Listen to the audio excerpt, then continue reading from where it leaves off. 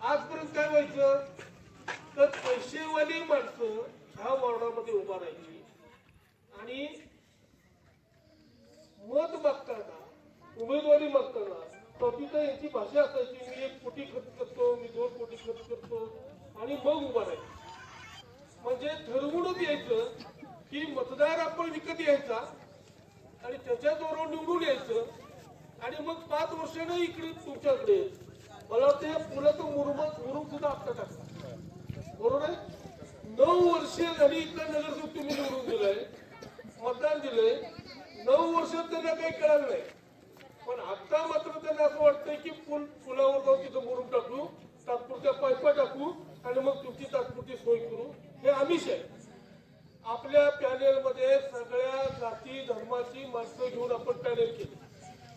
आपलं भाजप तो पॅनेल करत असताना आम्ही विकास धनवडे किती पैसे खर्च करू शकतो विचारलं नाही. आपलं पॅनेल निवडत असताना आपण तुमच्या समाजाचा वडील समाजाचा मतदार उमेदवार दिला, घिसाडी समाजाचा आपण उमेदवार दिलाय, आपण गोसावी समाजाचा इथं उमेदवार दिलेला आहे, आपण नाभिक समाजाचा उमेदवार तिथं दिलाय, मुस्लिम समाजाचा उमेदवार दिलाय, आपण ब्राह्मण समाजाचा उमेदवार दिलाय, आपण भोई समाजाचा उमेदवार दिलाय, आपण धनगर समाजाचा उमेदवार दिलाय. हे सगळं करत असताना होलार समाजाचा उमेदवार दिलाय, बौद्ध समाजाचा उमेदवार दिलाय. हे पॅनेल हे आपलं गरीबाचं पॅनेल. आपल्या उमेदवाराकडे पैसे नसतील कदाचित, परंतु ह्या भागामध्ये राहणारा नगरसेवक ज्यावेळेला नगरपालिकेमध्ये जाईल त्यावेळेला इंदिरा वसाहतीला काय लागतंय हे समजून घ्यायची ताकद फक्त आपल्या उमेदवाराकडे. पूर्ण भाषा काय येते, मताला मी पैसे देतो, मी ही करतो, आम्ही दाखवतो, ही भाषा येते. कुणाला सोडू नका. जर पैशाची गोष्टी आली असेल तर कुणाला सोडू नका. 5 देतो म्हणला तर 40 मागा. पैसे नाहीत ना त्यांच्याकडे. 10 देतो म्हणला तर 1 लाख मागा. मोर म्हणून काढायचं, त्यांना सोडायचं नाही कुणी सुद्धा. पण मतदान देत असताना 7:30 वाजता सकाळी जेव्हा 2 तारखेला तुम्ही उठाल तर लक्षात ठेवायचं, या वसाहतीचा प्रश्न सुटायचा असतील, तुमच्या गोरगरिबांचे प्रश्न सुटायचे असतील, तुमच्या समाजाचे प्रश्न सुटायचे असतील तर भारतीय जनता पक्षाच्या कमळ चिन्हाशिवाय पर्याय राहिलेला नाही. काही करू दे, त्यांना किती वाटू दे की आम्ही पैशाचे जॉब तुम्ही खरेदी करतो. बोकड खरेदी घ्यायला गेलो तर 15,000 रुपये लागते. 5,000 10,000 कोण देत नसते. आता मी सांगतोय ते काळजीपूर्वक करतोय, कारण मला इथली परिस्थिती माहिती. दुसऱ्या बंगल्यात राहून, दुसऱ्या वॉर्डात राहून इथे उमेदवार आले आणि इथे उभं राहून काय सांगतात की ह्या वॉर्डात तुम्ही बघतो 1 कोटी खर्च करतो, दुसरा मध्ये 2 कोटी खर्च करतो. हाच पैसे तर त्या घ्या, सोडू नका कुणाला. पण लक्षात ठेवायचं, उमेदवार निवडून जाताना मात्र आपला गेला. ज्या दिवशी नगरपालिकेमध्ये तुमच्या समाजाचा, तुमच्या वसाहतीचा उमेदवार निवडून जाईल त्या दिवशी निश्चितपणे मला खात्री आहे कुठलंही काम तुम्हाला कुणाच्या दारात जाऊन बसायला लागणार नाही, कुणाला दादा बाबा काका म्हणायला लागणार नाही, कुणाच्या पाया पडायला लागणार नाही. तुमच्या हक्काचा माणूस ज्या दिवशी नगरपालिकेत जाईल तर स्ट्रीट लाईट विकास तुम्ही आम्हाला मागायची गरज नाही. तुम्ही नगरपालिकेत तुम्ही वाटणारच आहात, तुम्ही देणार आहात ना. ते कधी होणार तर तुमच्या हक्काचा उमेदवार तिथे निवडून जाईल त्यावेळेला. आणि हे आपलं गरीबाचं पॅनेल आहे. विरोधात सगळे पैसेवाले, सगळे धनशक्तीचे. त्या धनशक्ती विरुद्ध आपलं जे हे गरीबाचं पॅनेल आहे हे आपल्याला निवडून आणायचं. हे काय निवडून आणायचं आहे तर आपल्या सगळ्या समस्या, अनेक समस्या इथं राहिलेल्या आहेत त्या सगळ्याला आपल्याला पूर्ण करायचं आहे. भारतीय जनता पक्षाच्या 5 वर्षाच्या प्रशासक काळामध्ये या शहरामध्ये 1200 घरं प्रत्येकी 2.5 लाख प्रमाणे मंजूर झालेले. या शहरात एकमेकाला ओळखतो आता. खरंच स्वातीताई, मी तुम्हाला ही माझी कळकळीची विनंती असेल की इथला जो रोड जातो इथून जवळजवळ 7 ते 8 लोक वाहून जाऊन गेले, त्यांचे मयत झाले, गाड्या वाहून गेले आणि प्रत्येक जण येते. आतापर्यंत फक्त आता ह्या सगळ्यांची अशीच विनंती होती. मी ज्यावेळी पहिल्यांदा आले होते त्यावेळी त्यांनी मला सगळं सांगितलं की विद्या, जो कोणी हे काम करेल त्याला आमची मत आहे. मी म्हटलं आम्ही मतांसाठी नाही आलो, आम्ही आलोय हे फक्त आणि फक्त तुमची समस्या बघण्यासाठी. आणि ज्यावेळी आम्ही ह्या सगळ्या गोष्टी खरोखर पाहिल्यात तर अक्षरशः त्यांच्याही डोळ्यात पाणी होतं आणि माझ्याही डोळ्यात पाणी होतं. इथले प्रत्येक जण मला ओळखते. मी भरपूर वेळा आलेले आहे इथं. यावेळी तुमचं एक मत विकास भाऊंच्या आजपर्यंतच्या काम केलेल्याची पोचपावती असणार आहे. आणि मला हीच अपेक्षा असणार आहे की तुम्ही प्रत्येक जण विकास भाऊंना मतदान करून तुमच्या भविष्याचा, आपल्या मुलांच्या भविष्यासाठी हे पुढचं पाऊल आपण उचलणार आहे. आणि इथून पुढं आपण फक्त आणि फक्त भाजप कडूनच आपला विकास करू शकतो. आपण भरपूर निधी आणू. आपण पहिला आपला अजेंडा असेल, स्वप्नील भैया, माझ्याकडून नम्र विनंती आहे, आपल्या जाहीरनाम्यात पहिला हे पुलाचंच काम लिहिलं पाहिजे. आम्ही पण हे वचन देते तुम्हाला, तुमच्या ज्या मूलभूत सुविधा आहेत त्याच्याकडे आम्ही एकदम बारकाईनं बघून तुम्हाला प्रत्येक सुविधा पूर्ण करण्याची जबाबदारी आमच्या तिघांची असणार आहे. आणि जर नाही झाली, तुम्ही विकास भाऊ आणि ताईंचं काम पकडायचं. आणि नक्कीच मला विश्वास आहे की तुम्ही प्रत्येक जण मतदान करणार आहे आणि मतदान हे फक्त आणि फक्त भाजपलाच करणार आहे. कारण कमळ चिन्ह आहे आणि कमळ ही आपल्या सगळ्या लाडक्या बहिणींचं चिन्ह आहे, हे कोणीच विसरायचं नाही. आजच्या या प्रचार सभेमध्ये आपला भाग क्रमांक किती आहे? 2 आहे. आमचे विकास भाऊ आणि आमच्या संगीताताई उभे आहेत. वेगवेगळ्या गावामध्ये प्रचाराला जायला लागले, त्यामुळे घसा बसले. स्वयंपाक करून आलात का सगळे? नाही अजून, जाऊन करायचं. 10 मिनिटात संपतो. बरोबर आहे. कितीही काही झालं, विकास भाऊच्या संगीताच्या इथे सभेला आला म्हणून घरात कोण स्वयंपाक करतात? तुम्हालाच जाऊन करायचं. तर प्रचाराची रणधुमाळी सुरू आहे. सगळीकडे प्रचार होतोय. भारतीय जनता पार्टीने तासगाव मध्ये 12 प्रभागामध्ये 24 उमेदवार दिले आणि आमच्या नगराध्यक्षाच्या उमेदवार विद्याताई चव्हाण या दिलेल्या. विकास भाऊ, मी तुमच्याकडे बघत होते, अगदी कट्टर कार्यकर्ता आहे बरं का तुमचा विकास. वेळ पडली रस्त्यावर येणार, वेळ पडली तिरडी मोर्चा काढणार, वेळ पडली पायतान मोर्चा काढणार, पण तुमचं काम हे करणार म्हणजे करणार. असा कोण आहे? तर विकास. त्यामुळं आपला नगरसेवक कसा पाहिजे? नगरसेवक म्हणजे काय? मी पण नगरसेविका आहे बरं, 2 वेळा नगरसेविका आहे. नगरसेवक म्हणजे काय मोठी डिग्री, मोठं पद घेऊन आलेला नसतो. नगरसेवक म्हणजे आपला नोकर असतो, आपला सेवक असतो. आणि जो सेवक म्हणून काम करतो तोच खरा नगरसेवक असतो. म्हणून विकास भाऊ सारखा नगरसेवक या नगर परिषदेमध्ये गेला पाहिजे. आमच्या संगीताताई आहे, इथलं मतदान आणि तुमच्याकडचं मतदान गोळा बेरीज केली तर आपला विजय निश्चित. पण तुम्ही ठरवायला पाहिजे कुणाला मत द्यायची. काम करणाऱ्याला का पैसे देणारा? काम करणाऱ्याला देणार आम्ही. बघा त्या आजी म्हणतायत, म्हणजे बघा वयस्कर लोकांचा आशीर्वाद ना फार मोठा असतो.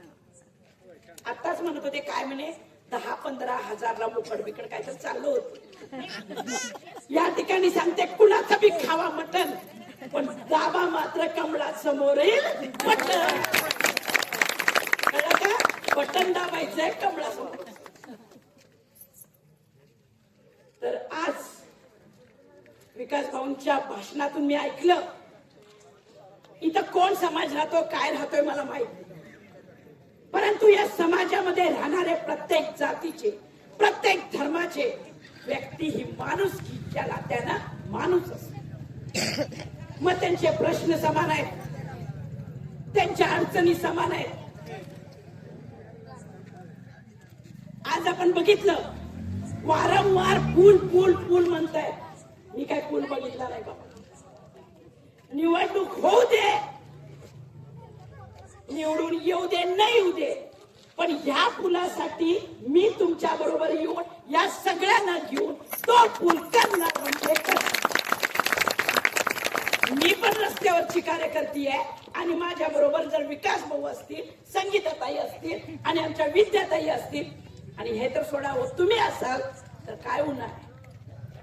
प्रत्येक हक्कासाठी लढायला लागतं, भांडायला लागतं, चळवळ करायला लागते, तरच तर मग मिळतं.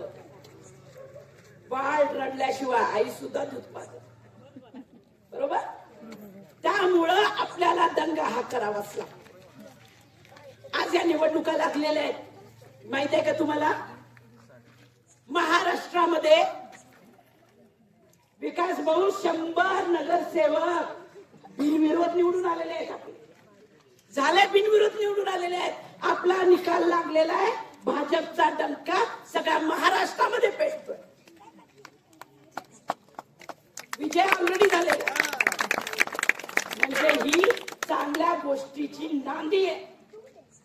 लोकांना विकास करणारा पक्ष पाहिजे, विकास करणारा माणूस पाहिजे आणि आमच्या उमेदवाराचं नाव पणच विकास आहे की नाही? विकास नावातच विकास आहे. या सगळ्या भगिनी भाऊबीजेला ओळखता? ओळ किती ओळणी त्याची वाट पण बघतो. किती देते तुमचा भाऊ सांगा बघू? 500 1000 बायकोचं तोंड बघते मग टाकते. तरी पण 1000-2000 शिवाय टाकतच नाही, टाकतच नाही. हा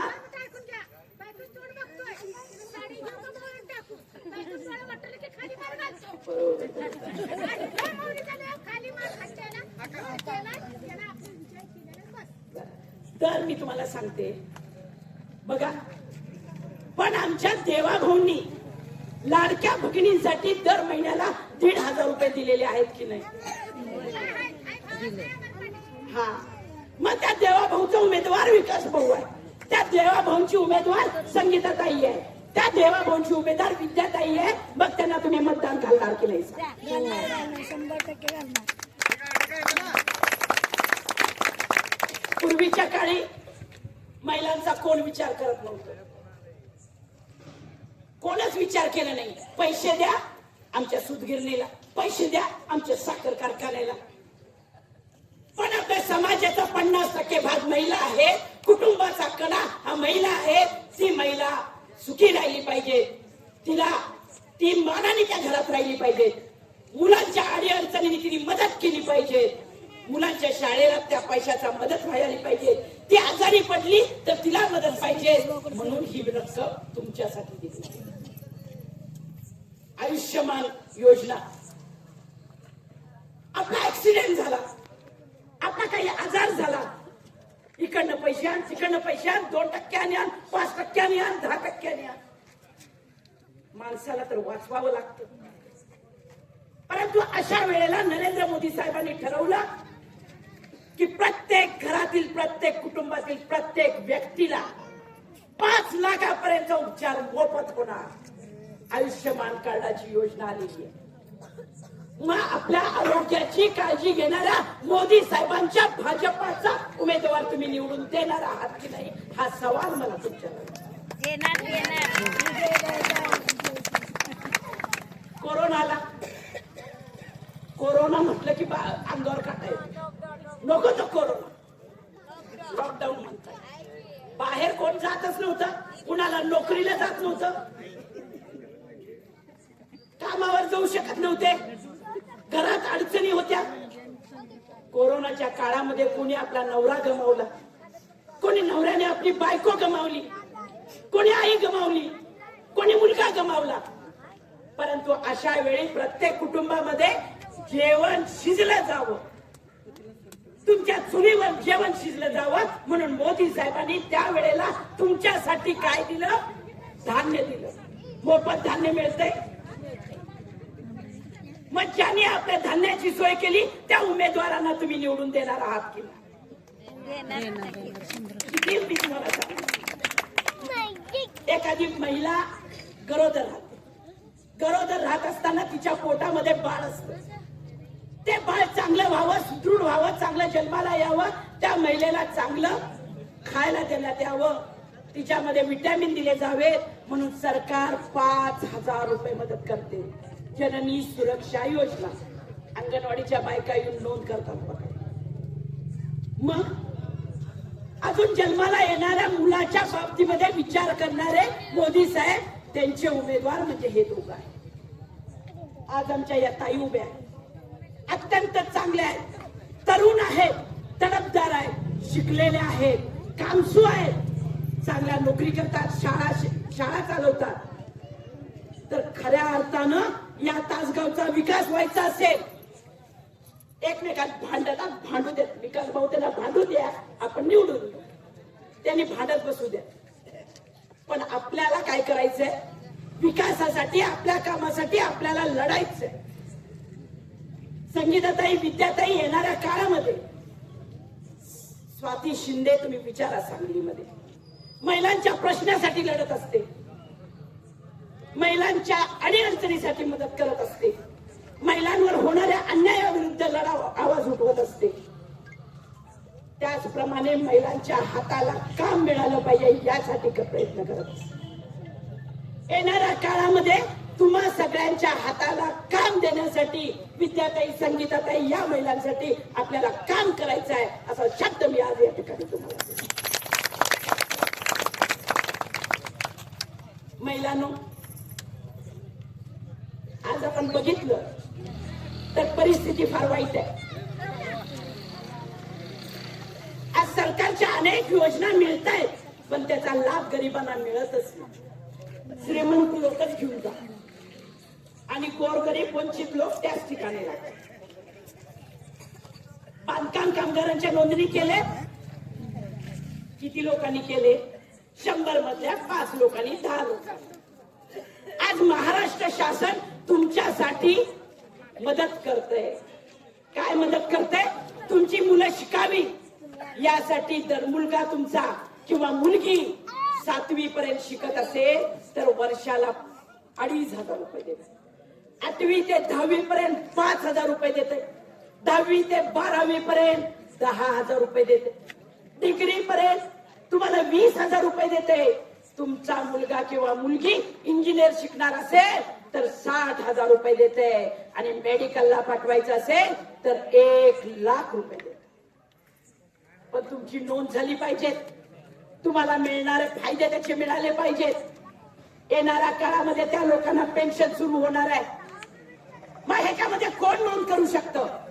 तर एखादी बिल्डिंग बांधत असताना खोदकाम करणारा कामगार, विटा रचणारा कामगार, गिलावा करणारा कामगार, फरशी फिटिंग करणारा कामगार, फर्निचर करणारा कामगार, पत्रे बसवणारा कामगार. बघा, 40 भाग आहेत, त्याच्यामध्ये तुम्ही नोंद करू शकता. तुमच्या मुलाचं लग्न झालं नसेल तर सरकार 35,000 रुपये लग्नाला देतं. तुमची ती महिला, त्याची पत्नी जर गरोदर असेल तर 15,000 रुपये देतं. सिझरिंग झालं तर 20,000 रुपये देतं. मग या बांधकाम कामगारामध्ये तुमच्या नोंदी झाल्या पाहिजे. घरेलू कामगार म्हणजे ज्या महिला धुणं भांडी करतात, स्वयंपाक करायला जातात, फरशी पुसायला जातात, पोळ्या लाटायला जातात, अशा महिलांना सरकारची नोंदणी होते. येणाऱ्या काळामध्ये या महिलांना पेन्शन सुरू होणार. नोंद केल्यानंतर 10,000 रुपयाची मदत शासन करते. आता 58 वर्ष झाली असेल तर 60 वर्षापर्यंत पुढे गेल्यानंतर त्या महिलेला सन्मान निधी म्हणून 10,000 रुपये मिळतो. किती तुम्हाला योजना सांगू, योजनावर योजना आहेत, पण त्या योजना फक्त आणि फक्त आपल्या काळामधल्या देवेंद्र भाऊ फडणवीस यांनी सुरू केले. त्यामुळं खऱ्या अर्थानं जर आपल्याला विकास करायचा असेल तर चांगले उमेदवार निवडून गेले पाहिजे. विकास भाऊ, तुम्हाला तर फारच पाठिंबा दिसतोय, महिलांचा आशीर्वाद दिसतोय. खरंच आता सांगितलं स्वप्नील भाऊनी, घ्या पैसे, काय असतील ते पैसे घ्या, पण सच्च्या माणसाला मतदान करा. जो माणूस आपल्या मदतीला येईल, जो माणूस आपल्या अडीअडचणी सोडवेल, जो माणूस आपल्यासाठी आपल्या खांद्याला खांद्याला एक पाऊल पुढे राहून उभं राहील, अशा सर्वसामान्य माणसाला निवडून द्या. म्हणजे विकासला निवडून द्या, संगीताईला निवडून द्या आणि या नगराध्यक्षपदी आमच्या विद्याताईला निवडून द्या. जेणेकरून तासगावचा विकास, तुमच्या भागाचा विकास, तुमचा विकास व्हायचा असेल तर कमळ शिवाय पर्याय नाही. आणि मी आशा करते की कमळाला तुम्ही मतदान करावं.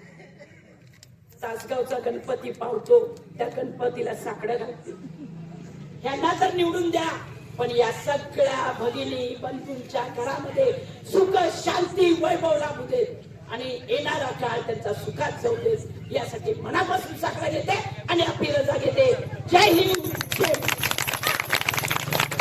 सर्वांच्या सुखासाठी त्यांनी प्रार्थना केली गणपतीला आणि आपण सगळ्यांनी कमळाचं बटन दाबून त्यांच्या प्रार्थनेला साथ द्यायची आहे. आणि आजची ही कोण बोलणार आहे? आजची ही जाहीर सभा संपली असं मी इथं जाहीर करतो.